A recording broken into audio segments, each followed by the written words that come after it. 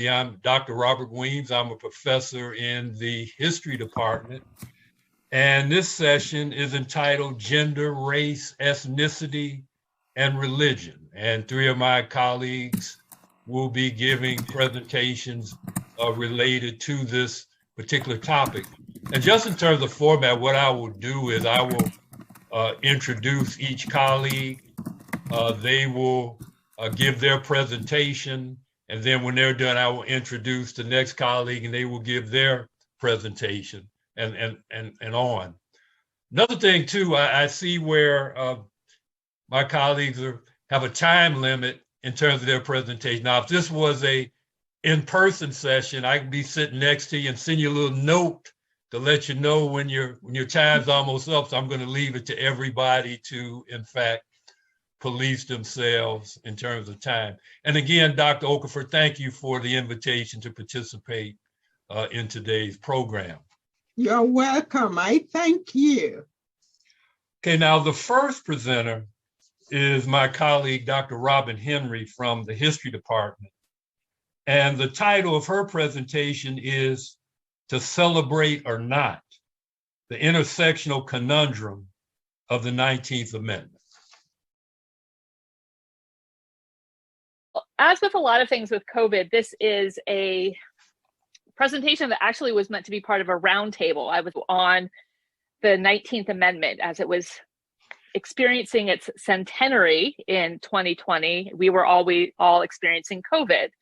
But Martha S. Jones, the historian that organized this roundtable, gave us a question to consider. And it's one that I had been considering as I created a podcast on the 19th Amendment, and really have been considering in the majority of my work as a legal and gender historian.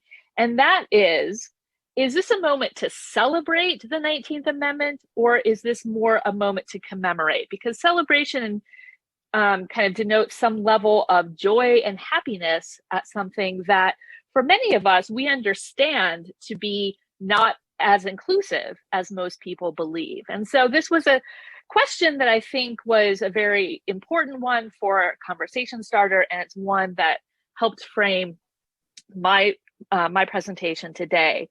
So one of the things that I did want to kind of take note of is that it's hard to pass an amendment. The amendment to the United States Constitution, there are 27 in total, and there's been 17 since the original 10 were ratified in the Bill of Rights in 1791. So this is not an easy process. You need 2/3 of both houses of Congress. You need 3/4 of the states to ratify through a vote of the state legislature. So this is a process that actually takes an incredible amount of time, a lot of work, and a lot of energy that does need to be recognized as such. But in terms of the women's movement, I think Dr. Gordon pointed it out really nicely, is that we often focus on the white middle-class woman as being the main center of that story and leave out absolutely everybody else that's crossing the path of not only the passage of the 19th Amendment, but also who gets left out. I often will tell my students in my legal classes that we talk about the big kind of pinnacle moment cases. So a Brown v. Board of Education in 1954, or the passage and ratification of the 19th Amendment in 1920. But we don't often talk about the foundation on which those rest and the ramifications of what comes next, because I think most people in their lived experiences understand that when a law is passed or a court decision is created, that doesn't necessarily equate an immediate embracing and enforcement. There's a disconnect between the two, and that's really where my work focuses on, and also I want to talk about today. So the 19th Amendment, we have to understand the 19th Amendment in terms of its language, and to understand it more fully, it's important to look at this language. We think it allows or recognizes women's right to vote, but in fact, if you look closely at it, it actually just takes that category of sex out of the various ways that you can restrict somebody's vote. And so legal historians talk about this as a negative right, one that is not affirmed in positive language. So it could have said, we recognize all women as voters, as citizens, and it just doesn't. So it takes out sex as a category, but there's a lot of others that are left on the table for restricting voting. The language is actually pulled almost directly from the 15th Amendment, which does the same in terms of recognizing African Americans, people of color, people who had been formerly enslaved as voters, but again, in the same way with the language that it restricts. Now, as we also know with the 15th Amendment, there are a lot of ways that Americans in the South, but really throughout the country, found ways to restrict and limit and disfranchise African Americans after the 15th Amendment. And so that is also used in great respect with the 19th Amendment. So what does it mean to actually have this national right in 1920? So this is a picture of the celebration. This is kind of what I and many other people have been asked to talk about throughout the year in terms of the celebratory capacity. But if you look closely at this picture, and if you look closely at the textbooks, it is mostly white women. It erases women of color. It often erases women of economic marginalized status. It erases a lot of people from this picture, both people who participated in the movement and then those who had a struggle later into the 20th century.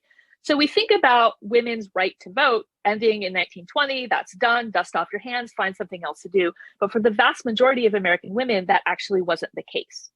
And so what exactly is there to kind of study and think about is and to celebrate? It was really an important question that I think it was good for us to be asked. So what is it that we're looking for? I mean, the standard story kind of starts with Elizabeth Cady Stanton and Lucretia Mott in 1848 and ends with Alice Paul and Lucy Burns in 1920. But instead, you have influencers like the Haudenosaunee women in and around Seneca Falls, Sojourner Truth and Marianne Shadd Carey that really need to take the place in the suffrage narrative and make it truly multicultural, multi-ethnic, and intersectional. Through the scholarship of Martha Jones, Allison Parker, Kathleen Cahill, a lot of us have been exploring the central and very visible, and essential role of women of color, ethnic women, indigenous women, such as Mabel Ping Hua Lee. Additionally, Nina Otero Warren, Mary Church Terrell, Carrie Williams Clifford, and Zitkala Sa, all of whom contributed to the fight for universal suffrage rights and continued that fight afterward. Well, understanding the amendment's language helps us clarify the changes to the status of women's rights in 1920. The state and federal debates over women's suffrage actually show us increasing evidence that the desire to limit this right was already intact initially. The 1918, 1919, and 1920 congressional records actually show extraordinary references to the 15th Amendment. If you took the years off of the congressional record and you just looked at the transcript, you might not actually know that they were talking about a women's suffrage amendment.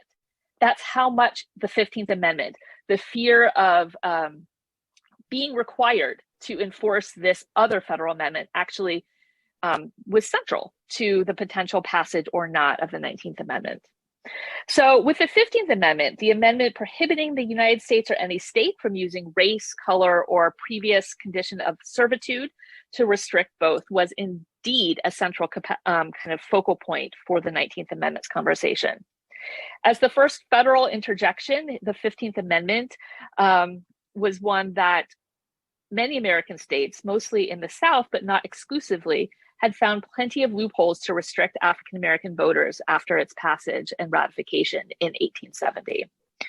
When the United States struck down the use of grandfather clauses in 1915, this was an extraordinary kind of measure that showed you kind of the outer banks of where restrictions could go. But if you were standing in Kansas, those outer banks might actually be kind of over in Europe.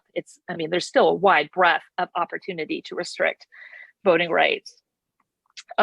However, with the passage of the 19th Amendment and its potential ratification, President Woodrow Wilson continued to assure Southern states that they would no more be required to enforce the 15th Amendment after the passage of the 19th Amendment. This was a way to ensure white women and white women's vote and voice as another safeguard against immigrants, against particular Chinese immigration, having a voice, as well as African Americans. This was a buffer, not an indictment of that.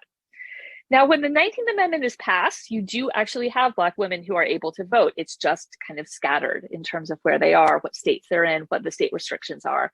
So you have women like Ida B. Wells Barnett who are voting in Chicago. You have Angelina Weld Grimke, who's voting in New York and Washington, D.C.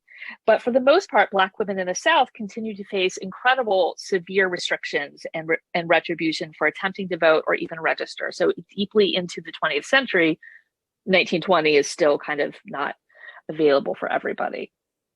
So throughout the 20th century, we have examinations in who can and cannot vote and what ways you can and cannot have restrictions on voting. Now, the Expatriation Act that signed in 1907 meant that your citizenship followed your husband. So if you're a American national and you married a foreigner, your citizenship transferred over. That's actually negated only in 1940.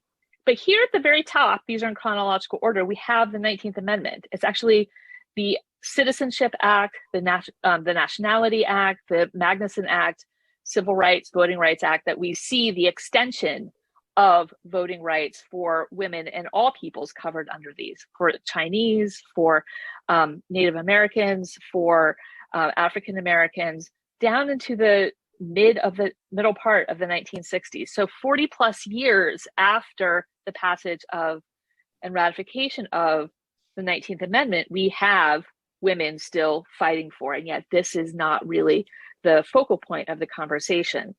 Even today, we have a keen focus, as we all know, on issues of voting rights, of restricting voting rights across the United States, whether that is the time that you can spend in line, when you can mail in your ballot, if you can mail in your ballot.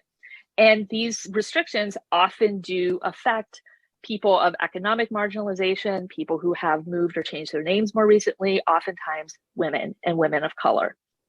And so to conclude, I have a list of references that I've been talking about and using, but that for the 2020-21 kind of academic season, while it was colored by the COVID experience, there was and did continue to be a rife and really interesting conversation geared around everything but the traditional narrative of the 19th Amendment. So I will end there, and I look forward to your questions in the Q&A session.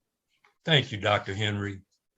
Our next presenter is Dr. Mark A. Schneeger from the Departments of Biological Sciences and the Department of Curriculum and Instruction. The title of his presentation is Religious Poetry from the Inquisition Trials of the Cryptojews in Mexico. Dr. Schneeger. Thanks so much for having me today. As you can see, I am from biological sciences. This is definitely a reach for me as a hobby, essentially, outside of my academic work. It is intersectional because it's going to talk about minority religions and women, and it involves WSU, but not perhaps as much as some of the other things we've talked about. So you may not know much about Jewish history, but in 1492, all religions except for Catholicism were considered illegal in Iberia, in Spain and Portugal, which was a world power at the time. And so if you were another religion like Jewish, you had to either leave, emigrate immediately, you had to convert to Catholicism, or you were killed. And many thousands were killed, and many hundreds of thousands left. There were many conversions. And but many of the people that converted never really converted in their hearts. They kept their religion alive for themselves and just acted like Catholics. And so you can see here that there was a lot of immigration to the United States. If you know anything about Jews, you know there were Ashkenazi Jews from Europe, and then there were Sephardi Jews from Northern Africa and Israel and Turkey. And so that Sephardi movement came about from this. And that group that went to the Middle East is a very important group today in Judaism. It's one of the two major branches of Jewish ethnicities. Whereas the group that came to the Americas is less well known. And has not had the same kind of cultural continuity that we see with the group that went to the Middle East. But you can see here that they came to Mexico. A lot came to Brazil, of course, Portuguese country, now Portuguese speaking. And you can see that they came right into the United States and came to Kansas, Coronado. And the Jews came with them. The Jews that are the Cryptojews, those hidden conversos that were hiding their religion, they came to the New World, to Mexico City, to all of these places. They were with the conquistadors and were with them. Half of the founders of Phoenix, half of the founders of Taos, New Mexico, and all of the cities in the Southwest. About half of those founders were descended from Cryptojews. At the time, it was 1600s, they knew this. Now that's been lost, and folks don't realize that they descend from Cryptojews. They're just starting to realize this now. There was a huge genealogy project done with 350,000 names on it. And so a lot of people in Mexico and elsewhere are finding that they have actual Jewish roots. And some of them are returning to Judaism. It's what we call the B'nai Anusim. And there's the Anusim Center in El Paso, Texas, led by Rabbi Leon. If you're Jewish and you were Sephardic and you were part of this, you get citizenship to Portugal. So a lot of people who are in these other countries are saying, I'd rather go live in Portugal. And so they're converting to Judaism and then using this rite of passage. So some of these Cryptojews came to Kansas, and some of them could be here today. Likely they are, very likely here in Kansas, and some of them may be in your classrooms. Perhaps there's a student in your classroom, for some reason their grandmother lights candles on Friday nights. They don't do anything else, but that's all they do. Or some other little Jewish thing that just left, and they always knew it was odd, but they didn't know why. And this is why. Okay, so the group that I'm interested in is a certain family. It was the Carvajals. They're the most famous of the Cryptojews in America. They were led essentially by an alumbrado, a seer, a mystic, Luis de Carvajal. But really, most of the poetry and writings that I find, a lot of it really comes from his sisters. Leonora and Isabel were his sisters. And they, when you look back at this crypto-Jewish society, you find that women really carried the religion forward. They are the ones that are teaching the children. They're in the home. They're keeping whatever they can hold together of some sort of Jewish culture in complete hiding. So if the inquisitors find you, it's not good. So most of the people in my story are women. I'll show you some pieces of the actual transcripts from their trials. So when they were on trial, they wrote down everything. The inquisitors wrote down everything that they said, even under torture. And then at the end, they made them sign it. A lot of the art that's associated with the Mexican Inquisition are actually members of this family from the Carvajals. So this is Luis's sister, Isabel. It was not uncommon to strip the women half naked or naked just to demoralize them and embarrass them. All the terrible things that you heard about the Inquisition are absolutely, it's hundreds of pages of torture, and they write down everything. I'm gonna die, they write it all down. Here's Marianne. Mariana was too young in 1596 to be burned alive. She was only 11. So they waited until she was 15 and then they burned her. You were in jail for 10 years. You got beaten every day for 10 years and you were a terrible life. So I went out and started to look for these trials. And this is the fly page of the trial for Leonor de Caceres. So it was a lot of work to go through these and try to figure out what they were actually saying. The main transcripts I looked at were at the Bancroft Library at Berkeley. I went through and found whatever was in the United States. So I didn't go to Mexico City, and I pulled out all of the religious writings from it. Because while they were having these events, while they were having the trials and the torture and all the things that were going on, they would make them sing the songs. So these folks had lost Judaism for the most part. They've lost Hebrew, they've lost the liturgy, they lost the daily prayers, they lost most of the holidays because they've been in hiding for 100 years now. That's several generations. But they had their own collection of religious writings. And that's what I was mainly interested in, the canticos, the songs and poems that they used. And so I gathered these together and translated them into English and put them in a book that you can pick up on Amazon. Or you can just write me, I'll send you a copy. So they really did lose a lot of Hebrew. They didn't have like the Hebrew language in Hebrew anymore. They had some transliterated Hebrew. And this is just one example. This is the most famous statement in Judaism, Shema Yisrael Adonai Eloheinu Adonai Echad, which is the guidepost of our faith, that there is the Lord is one, and forever and ever. So there are transliterations of this with some Spanish added in, Shema Yisrael Adonai. I found something like 27 examples of this, and not a single time did the amanuensis, the transcriber, write down the second part of it that said that the Lord is one. Not once did they write it down. So it was one of the earlier ones. So some of these things, some of them were known, and they were published as early as 1935, but I'd say less than a quarter of the poems that I have in my book were previously published, even in Spanish, and only one or two of them have been translated into English, and they're pretty not very high fidelity in their translations. Lots of words that don't actually appear in the original. So many of their poems, because they were tortured for so many years and their lives were so disrupted for so long, a lot of their poems are like this one, a kind of story of pain.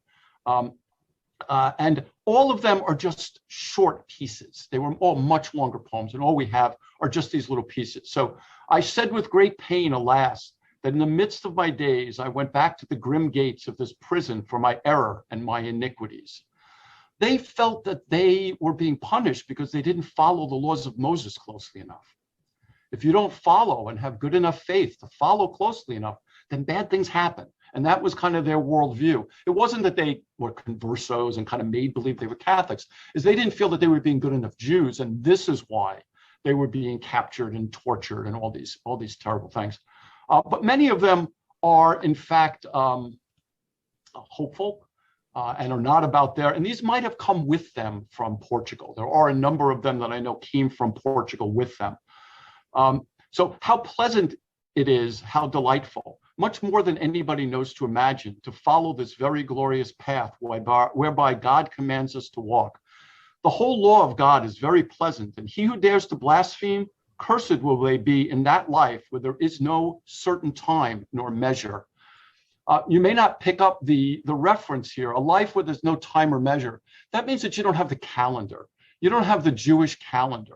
You're not following along with the seasons in the way where you can know the energies of any particular day. I mean, this is part of the Kabbalistic kind of underpinning of Jewish mysticism, is that certain places and certain times have certain energies, and you can access those.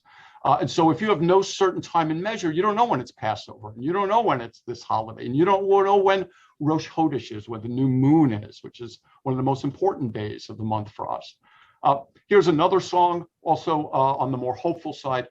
Because my Lord gives you pleasing new songs as making new works every day, there in the city of thy saints, I will praise your name every day.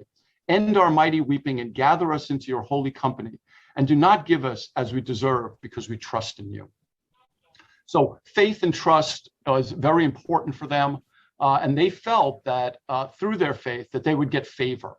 A lot of their poems talk about showing us favor, that we need God's favor. And that is what is going to redeem us. That is what is going to bring us out of where we are. So it's an interesting collection.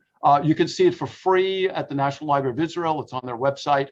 If anybody has any interest in taking any of these works and doing anything with them, I'm reaching out to people in fine arts and humanities. I would love to get a more public reading of them in Spanish and English, dramatically perhaps. I would love to put them to music, because they are songs and they're go-to typical Ladino tunes. And for the first time in 500 years, we could hear them sung. So that's kind of the next step for me, I think, in this project. So thanks for listening. Thank you, Dr. Sneegert. Our final presenter in this session is Dr. Ranfrithelli from the Department of History. And her presentation is entitled Intersectionality in the Biblical Studies Classroom. Well, hello, I'm Ranfritella, and I teach religion here at WSU.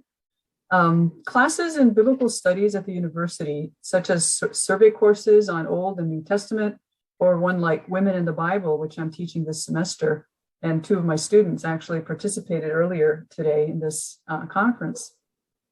These classes are all general education courses, and I think that they're an excellent opportunity for students to encounter and practice an intersectional approach to texts, social phenomena, and human behavior. The courses I teach are primarily text-focused, so we read, we discuss, analyze, and engage with texts.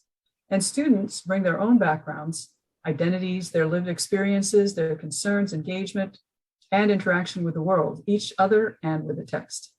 So for today's panel, and thank you for inviting me, I'd like to give a couple of examples of what we do in order to kind of just demonstrate how an intersectional approach informs and supports what we do in the biblical studies classroom in a public university like WSU. Many of you will be familiar with the narrative of the Battle of Jericho. Joshua fought the battle and the walls came tumbling down. The Israelites marched around the city blowing horns, and on the seventh day they shouted, the walls came down and they captured the city. This is how the text is often remembered. An intersectional approach will show that this is too simple and that the full narrative is much more complex. It will also allow us readers to critique our own assumptions. So let's see how. We need to break down the characters/players, how they're identified, how they're portrayed, and how the narrator assesses their actions and how they're judged by other characters in the narrative. So what's going on here is that the Israelites are encamped outside the land. They have been told to invade, conquer, and to kill or drive out the inhabitants of. Joshua, Moses' successor, a warrior, sends 2 spies in to do recog. And the first thing they do is to go to the house of a prostitute named Rahab. This in itself is kind of funny, perhaps. So the king finds out, the king of Jericho. Jericho is a walled city, so it's an enclosed territory. He sends orders for them to be found. Rahab decides to hide them, not hand them over, and sends the men that the king has sent to her place on a ruse. We don't know her motives, but already here we have to notice that she acts unexpectedly. Readers probably have assumptions about her that add to this sense of surprise. Details are given about how she went about hiding them, showing her resourcefulness. We get a sense of her house and its layout. We might have also noticed by now that she is her own woman. She's not introduced, as so often is the case in biblical narratives, as the wife of anybody or the daughter of anybody or the mother or anybody.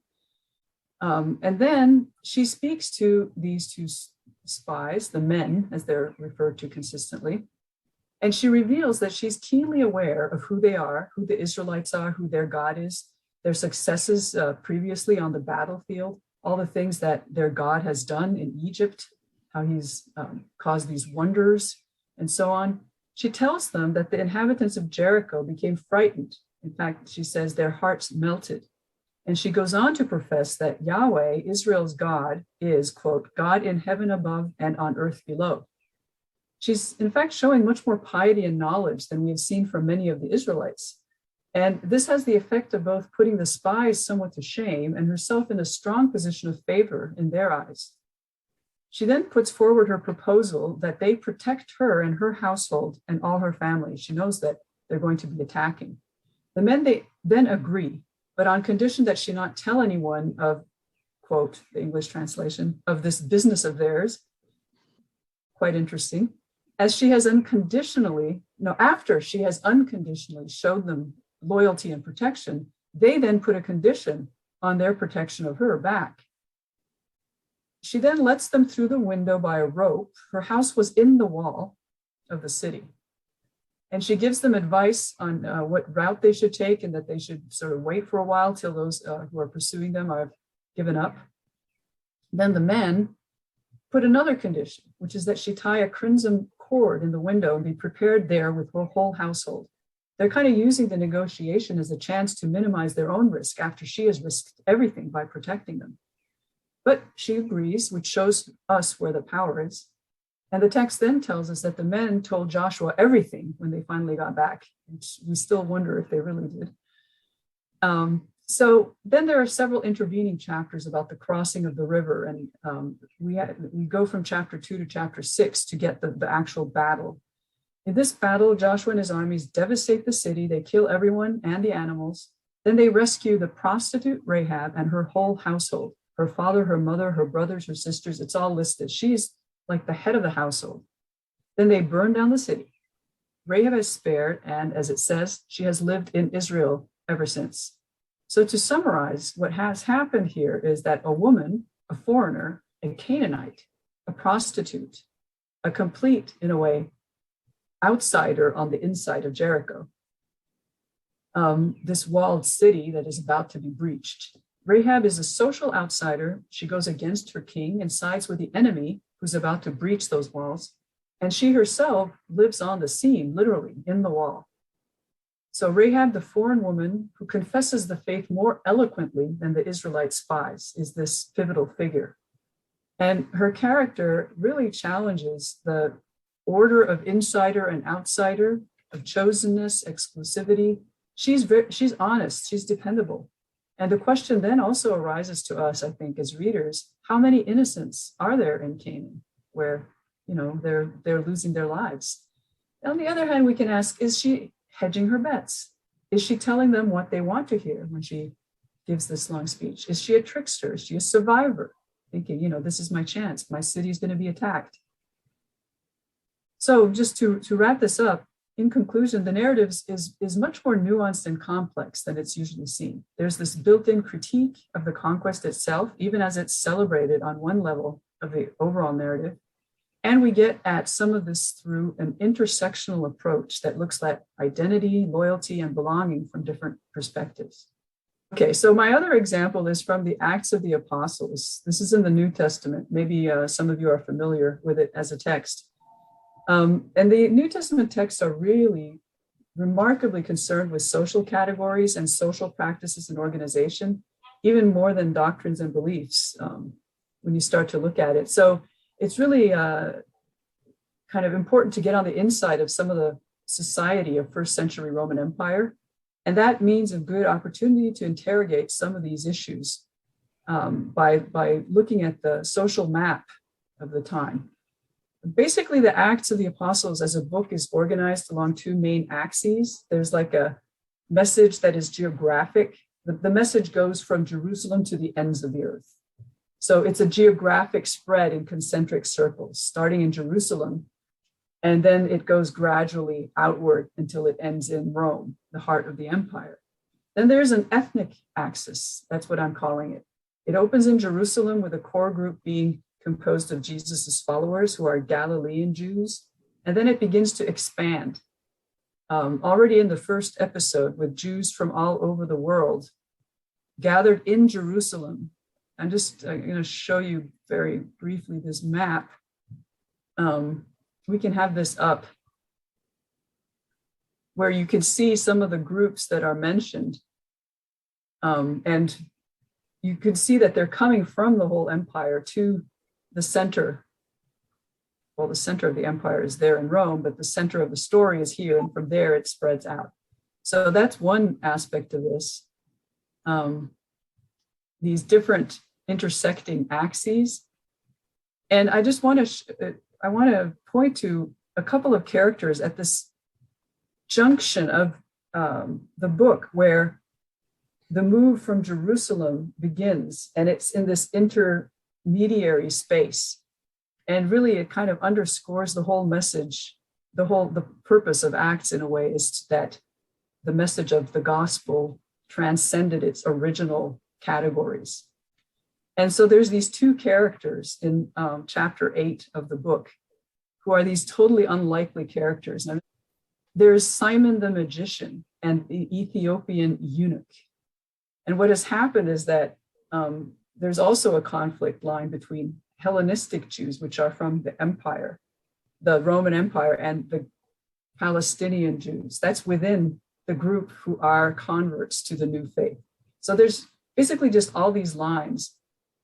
And the magician is Sumerian. So that's this kind of a shady area between, it's not entirely other non-Jew, but it's not a accepted Jew. And he's one of the first people who become converted. Then there's the Ethiopian eunuch who, you know, his identity is full of ambiguities. He is he's a man whose testicles has been crushed. So he's a man, but not really a man. He's a servant, but in a high place, the court. He's a foreigner, an African, a non-Jew, but he studies the Jewish scriptures and has visited Jerusalem to worship there. As a foreigner, he must remain outside, and as a eunuch, he's prohibited from becoming a convert. And he is the one who's reading scriptures, and Philip, who is a Hellenistic Jew, meets him and helps him, and then they find water, and he's like, hey, let me get baptized. I mean, it's just a really kind of crazy story that is at that interstitial space between the center and breaking the boundaries completely. So, you know, this is what I think that we can gain from a intersectional approach to these texts, is that we just can't appreciate the true nature of them and the overall agenda, I think, without that kind of a look at all these different intersecting identities, belongings, and the whole questioning of all of that. Tosnilgert. Descendants of these women, are any of them still alive? There are tens of millions of their descendants today. There's one study was done of, I was talking to a fellow from Brazil, and there was a famous Brazilian dogmatist, Blanca, and she has over 500,000 descendants in Brazil. So these are very widely spread all through the Southwest United States. They just don't know that they're Cryptojews. So like I said, half of the founders of Phoenix and Tucson and all of the major cities, Albuquerque, half of them were descended from Cryptojews, and they stayed there and settled.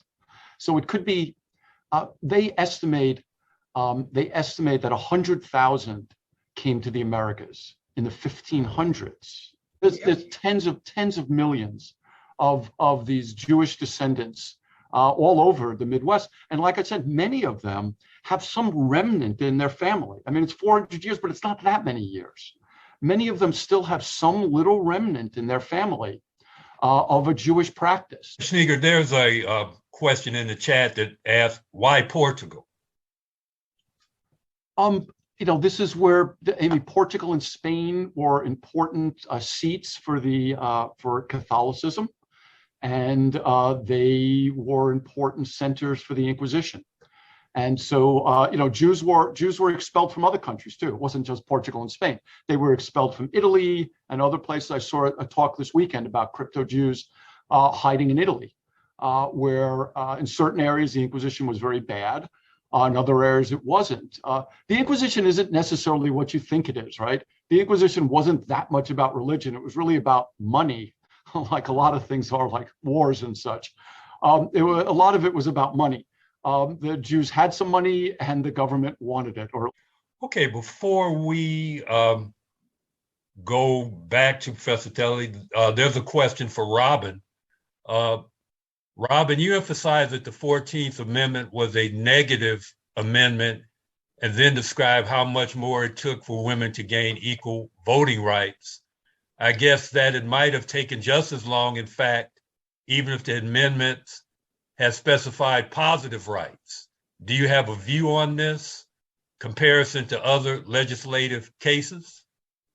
Yeah, it probably would have taken just as long, but I think what I was trying to emphasize with the 19th Amendment and also the 15th Amendment is that we often think about them as these kind of universal extensions of rights or recognition of rights in a way that doesn't then require us to go further in terms of asking who was left out, because if it's a universal positive right, no one theoretically should be left out.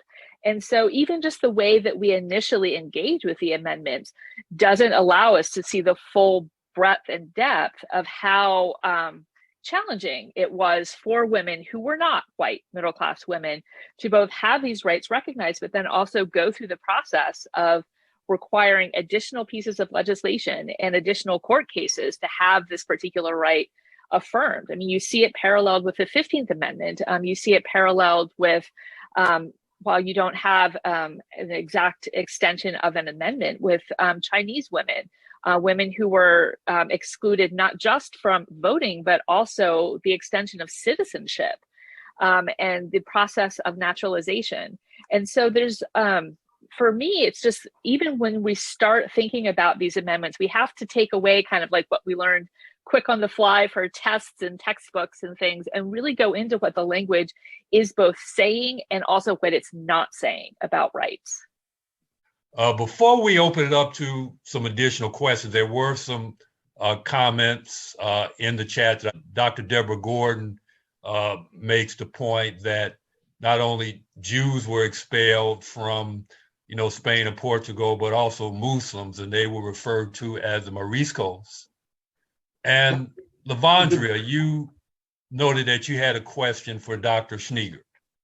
I just want to comment, though, that the conversos, the Jewish conversos, were also called close to Moriscos, but they were Marranos, which means swine. So right. I tend not to use that term, although that's a very common term for the Jews that emigrated to the U.S. to the Americas. Everything you said was very interesting and intriguing. I wanted to look into some of the things you were talking about. And one of the stories you were talking about was the young girl that was too young to basically get burned alive, and they had to wait till she was 16. Did you say her name? Yeah, she was Mariana. She was one of the sisters that was too young. There was another sister, Anna, who also was too young to be burned. And typically the young girls were sent to seminary to live with the nuns and become better Catholics. But Mariana, the pressures were too much and she lost her mind. And there's that famous quote from her saying something like, is it better to say that you believe in something you don't, or to say that you don't believe in something that you do? And she just mumbled that for years. No matter what you said, you were going to get tortured and burned alive. Is there a place like, is there a website I can go to? There are a lot of really good books written about this family, about the Carvajals. If you send me an email, I can share a bibliographic list. There are a number of good websites and groups like the Jewish Heritage Alliance. Their presentations actually is very helpful in some of the issues I encounter in my women's studies class. For example, Dr. Henry's presentation just showing other stories that have been marginalized. Sometimes when you tell students those stories, it appears that you are telling the stories because of my own subjectivity as a Black woman. And it appears, this is not the story, that we know. So I really like the fact that they are pointing out that the way history have been projecting the story of the 19th Amendment, not just the 19th Amendment, with the other women's rights, abortion rights, and some of these stories have been counter to what has been happening in minority cases. Well, again, let's give our panelists another round of applause for a job well done today. And thank you, Dr. Williams. Thank you for your job. Oh, no problem, my pleasure. Thank you for the invitation. You're welcome.